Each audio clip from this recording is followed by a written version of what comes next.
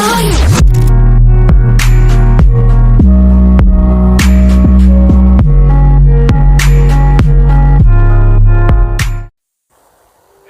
and welcome to the Python programming on mobile phone series.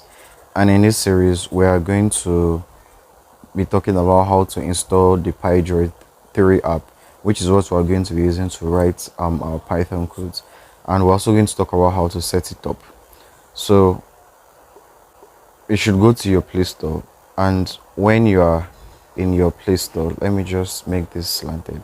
When you're in your Play Store, I want you to search for PyDroid 3, and when you've seen this app, just click the install button and it is going to quickly install it for you on your phone. So when it's done, just hit the open button and it is going to open this IDE for you, and you are going to see this. You are going to say welcome to PyDroid 3 and this other thing. Hit the let's start. So when you get to this level, you have to select what your programming experience is. So for me, I would look at myself as an experienced programmer, so I would click continue, and then it's going to ask you what are you planning to use PyDroid 3 for. I'm going to click the professional work. I'm planning to do some quick prototyping, software porting, or teaching, so I'm going to go with that. Then click continue. Then it's going to say let's tweak. So at this place, just click the preserve files on exit. This means anytime you close the app, it should automatically save these files. And then you can choose to use the dark theme, or you can choose to use the light theme, but I prefer the dark theme. And you need to hit this tab insert spaces.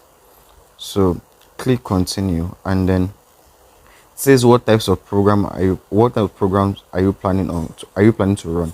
So if you are interested in machine learning and AI, you can click this, but for me, I'm just going to click simple terminal or web programs, and then it shows you this payment plan. You don't have to do it. You can just press the X button here, and voila, we are in the app.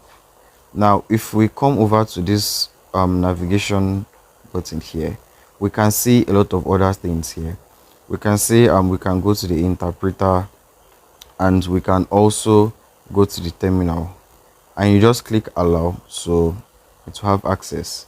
And then you can see the terminal is functional, and you can see cd dots were back, and if you say cd 0 y0, and if you say dir, or if you say ls, yeah, so you can see the terminal actually works. Now we can also move down and we see pip. Now using this pip, we can install library. So let's say I want to install the library random. I'm not sure if it is inbuilt, but let's check that. So if we say install random, it says requirement already satisfied. Okay, let's try installing datetime. So let's click done and install that.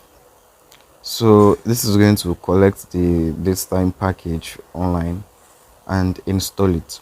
So this is actually a very great app for writing Python codes, and even though it's limited, you can still do a lot on it.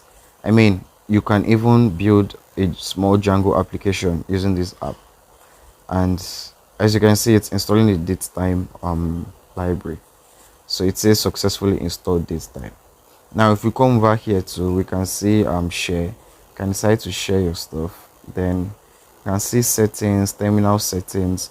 You can see the appearance. You can just play around with the app. So if we come over here and hit this button, we can see we can create a new file. We can open a file. We can save a file. We can save a file as. We can close and see recent files. And if we click here, we can see some other things. I'm not too sure, but I'm not too sure we'll use that. And if we click here, we can see we have undo, we have redo, we have search, and we have go to line. So this is that is all that we're going to talk about in this video. Stay tuned for the next video. In the next videos that are going to come, we're going to talk about building really cool things like a rock paper scissors game. We're going to build an ATM app on our phone. We're going to build a lot of cool projects. So thank you for watching this, guys. If you like seeing content like this, please don't forget to like, share, and subscribe, and come back for more. Peace.